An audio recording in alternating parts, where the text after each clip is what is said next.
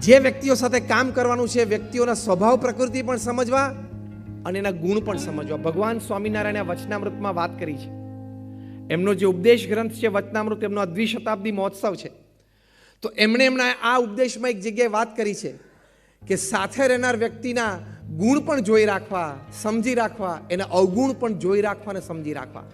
એના અવગુણ ગાવા નહીં, એના અવગુણની ચર્ચા ના કરવી, પણ તમારી સાથે વ્યવહાર કરવાનો છે તો એની નેગેટિવ્સ પણ તમારે જાણી રાખવાની.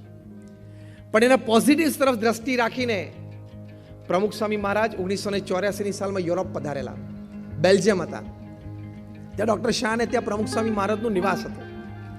પ્રમુખ સ્વામી મહારાજ ભોજન લઈ રહ્યા હતા તે વખતે ડૉક્ટર શાહે પ્રમુખ સ્વામી મહારાજને સરસ પ્રશ્ન પૂછ્યો કે સ્વામી, અમે અનેક લોકોના સંપર્કમાં આવીએ છીએ, અનેક લોકોને મળીએ છીએ, પણ અમારી એક સાહજિક ખામી અથવા તો માનવીય મર્યાદા છે કે એ વ્યક્તિની નેગેટિવ કોઈ વાત કે કોઈ ક્રિયા અમારા મનમાં એકવાર આવી જાય પછી જ્યારે જ્યારે એ વ્યક્તિને મળીએ ને ત્યારે અમે એ દ્રષ્ટિ જોઈએ કે આ પેલો. જો આપણો આ સ્વભાવ છે જ, 10 વર્ષ પછી પણ એ વ્યક્તિ સુધરી ગયો અને કોઈ વ્યક્તિ એના વખાણ આપણી પાસે કરે તો આપણે પેલી વ્યક્તિને કે તારી વાત અત્યારે બરોબર છે, પણ હું તને 10 વર્ષ પહેલાની એક વાત કરું. કરનાર તો ભૂલી ગયો હોય, તે જોયું ને યાદ રાખ્યું. Is a human weakness.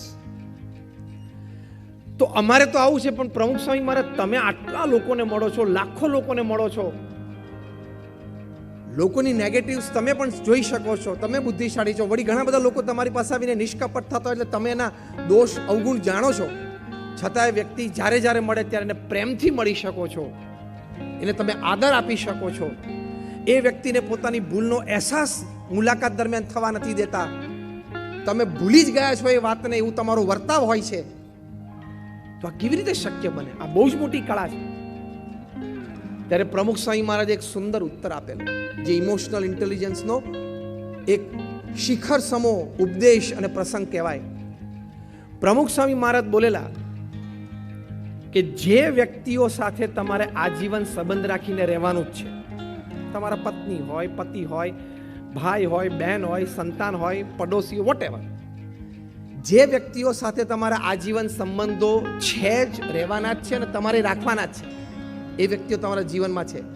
બીજું, જે વ્યક્તિઓ સાથે તમારે જે સમયે કામ કરવાનું છે, લોંગ ટર્મ પ્રોજેક્ટ હોય કે શોર્ટ ટર્મ પ્રોજેક્ટ હોય, તમારો ઓફિસ સ્ટાફ હોય, તો આ બંને પ્રકારની વ્યક્તિઓમાં કદાચ તમને 99 અવગુણ દેખાય તો એ અવગુણને બાજુ પર કાઢીને એક ગુણ દેખાતો હોય એની સામે દ્રષ્ટિ રાખીને સંબંધ અને કામ પૂરા કરી લેવાના.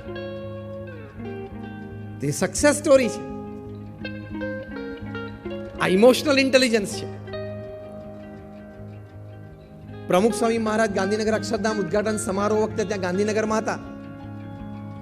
બોમ્બે હોસ્પિટલના એક બહુ જ સારા ડોક્ટર ગુરુમુખ સાજનવાલ સૈનાની હમણાં જ અમે મુંબઈમાં મળેલા 10 દિવસ પહેલા. અત્યારે તેમની ઉંમર 93-94 વર્ષની છે. એમણે પ્રમુખ સ્વામી મહારાજને વ્યક્તિગત મુલાકાતમાં લોકોને મળતા જોયા. એમણે મુખ્ય મંચ ઉપરથી સન્માનમાં ખૂબ સુંદર વાત કરી કે અમે ફિઝિશિયન્સ છીએ ને અમારે 6 સેન્સ હોય, જીવ પ્રાણી માત્રને 5 સેન્સ હોય, શબ્દ, સ્પર્શ, રૂપ, રસ અને ગંધ. અમારે ફિઝિશિયન્સને 6 સેન્સ હોય. 6ઠ્ઠી સેન્સ કઈ? સામેવાળી વ્યક્તિની લાગણી અમે સમજી શકીએ. પણ પછી બોલ્યા કે જે પ્રેમથી, જે કરુણાથી પ્રમુખ સ્વામી મહારાજ દરેકને મળી રહ્યા હતા, એમની રૂમમાં મેં નજરે જોયું, મારી 6ઠ્ઠી સેન્સ પણ જજમેન્ટ ના લઈ શકી કે આ વ્યક્તિના હૃદયમાં કેવડો ઊંડો કૂવો પ્રેમનો અને કરુણાનો છે. તો દરેક વ્યક્તિ પ્રત્યે આદર હોવો, પ્રેમ હોવો, એની લાગણી અને પ્રેમ સમજવા. અરે વ્યક્તિ શું ગમે તે. પ્રમુખ સ્વામી મહારાજ એક વખત વૃક્ષારોપણના કાર્યક્રમમાં પધારેલા. આજુબાજુ 2 ધારાસભ્યો હતા, કોઈ 1-2 સાંસદ હતા, પ્રેસ ગેલેરી બધી હતી. પહેલો છોડ પ્રમુખ સ્વામી મહારાજને રોપવાનો હતો. પ્રમુખ સ્વામી મહારાજ ઊભા પગે બેઠા પણ ખરા અને ત્યાં એમના હાથમાં છોડ આપવામાં આવ્યો. ત્યાં ખાડામાં મૂકવા ગયા ત્યારે એક નાનો મકોડો એમને ત્યાં જોયો.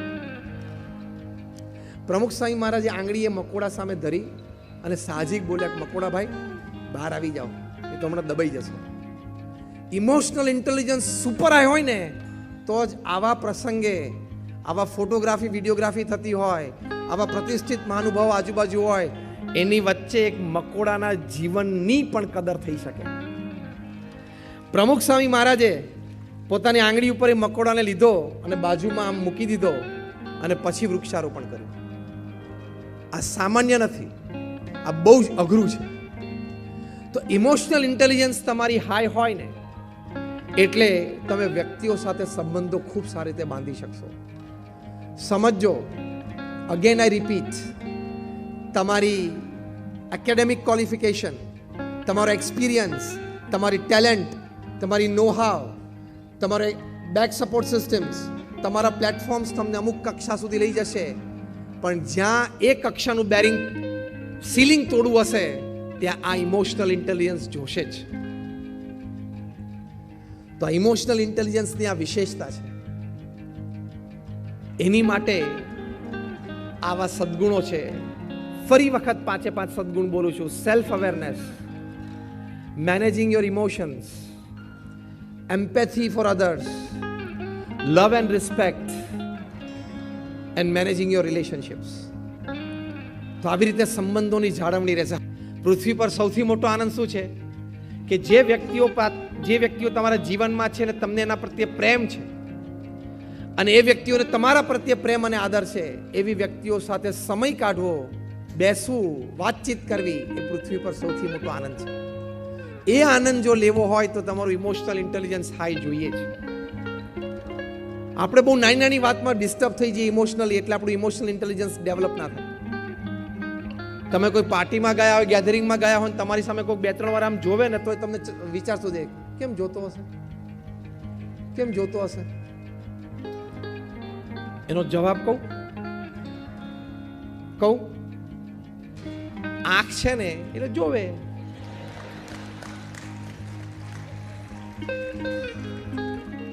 એમાં એને તો એક જ વાર તારી સામે જોયું, 2 વાર તો એ જે બાજુ જોતો હતો ને એમાં તું વચ્ચે આવી ગયેલો, એટલે તને એમ થાય મારી સામે જોતા હતા. આપણું માઇન્ડ એટલું ચીપ છે, વીક છે, મીન છે. કોઈક જોવે તોય આપણને શંકા, કોઈક આપણી પાસે વાત કરવા આવે તોય શંકા, કંઈક લાભ હોય તો આવવું જોઈએ, બાકી આ સ્વાર્થ વગેરે માણસ દેખાય નહીં.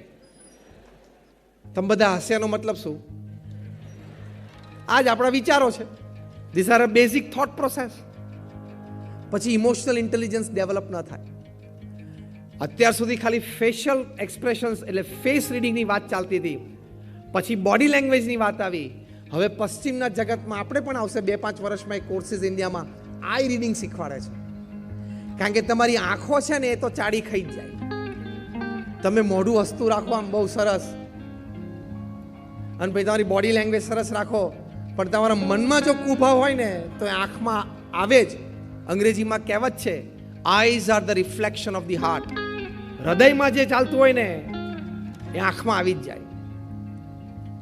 હૃદયમાં જો પવિત્રતા અને શુદ્ધતા હોય, જે મુખ્ય શબ્દ આપણા કોર્સ માટેનો જે પહેલો શબ્દ છે આઈ એટલે ઇન્ટિગ્રિટી. ઇન્ટિગ્રિટી એટલે શું? પ્રમાણિકતા, વફાદારી, સિદ્ધાંતને વરેલા, મૂલ્યને વરેલા, એને ઇન્ટિગ્રિટી કહેવાય. દુનિયામાં સૌથી મોટો સદગુણ ઇન્ટિગ્રિટી છે. દુનિયામાં સૌથી મોટી કિંમત જો કોઈ એક શબ્દ કે એક સદગુણની હોય તો ઇન્ટિગ્રિટીની છે. તમારી વફાદારી, તમારી પ્રામાણિકતા, તમારી નિષ્ઠા. તમે સિદ્ધાંતોને વરેલા છો કે નહીં? ગમે તે સંજોગ અને પરિસ્થિતિમાં સિદ્ધાંત, નીતિ, નિયમ, ડિસિપ્લિન્સ, નોર્મ્સ, વેલ્યુઝ સાથે તમે બાંધછોડ કરો છો કે નહીં? ન જ કરો એ ઇન્ટિગ્રિટી કહેવાય. કિંમત એની જ છે. 20 વર્ષની તમારી બુદ્ધિમત્તાથી મેળવેલી કારકિર્દી, બીજા 20 વર્ષથી તમારી ઇમોશનલ ઇન્ટેલિજન્સથી મેળવેલી કારકિર્દી, પણ તમે 40 વર્ષ પછી તમારી ઇન્ટિગ્રિટી, વફાદારી, નિયમ, ડિસિપ્લિન, નોર્મ્સ માં one mistake and your 40 years can go in vain. એ સિદ્ધાંત છે પૃથ્વી પર. વ્યક્તિગત જીવનથી માંડીને પારિવારિકથી માંડીને સામાજિકથી માંડીને વ્યવસાયિક જીવન સુધીની આ નક્કર હકીકત છે. તો એ ઇન્ટિગ્રિટી છે એ પ્રમુખ સ્વામી મહારાજના હૃદયમાં કઈ કક્ષા સુધીની હશે કે જ્યારે અમેરિકાના પ્રેસિડેન્ટ બિલ ક્લિન્ટન 2000ની સાલમાં પ્રમુખ સ્વામી મહારાજને માયામી ફ્લોરિડામાં મળ્યા. પ્રમુખ સ્વામી મહારાજની ઉંમર એ વખતે 80 વર્ષની હતી. 22 મિનિટની એ મુલાકાત પછી બિલ ક્લિન્ટન બોલ્યા. બિલ ક્લિન્ટન એટલે અમેરિકાના ટોપ 5 કેરિઝમેટિક પ્રેસિડેન્ટ્સમાં એક આવે. એ વાર્તાલાપ પછી બિલ ક્લિન્ટન અંદરથી બોલી ગયા કે I haven't seen such expressive eyes full of integrity in my life. Bill Clinton બોલ્યા કે મેં મારી જિંદગીમાં આટલી પ્રભાવશાળી આંખો, જે પ્રમુખ સ્વામી મહારાજની આંખો, આટલી પ્રભાવશાળી આંખો અને ફૂલ ઓફ ઇન્ટિગ્રિટી, કે જે આંખોમાંથી વફાદારી, નિષ્ઠા, પ્રામાણિકતા, સિદ્ધાંતો સાથેનો લગ્ન, એક વફાદારી અને મૂલ્યનિષ્ઠ ચરિત્ર એમની આંખોમાં રિફ્લેક્ટ થાય છે.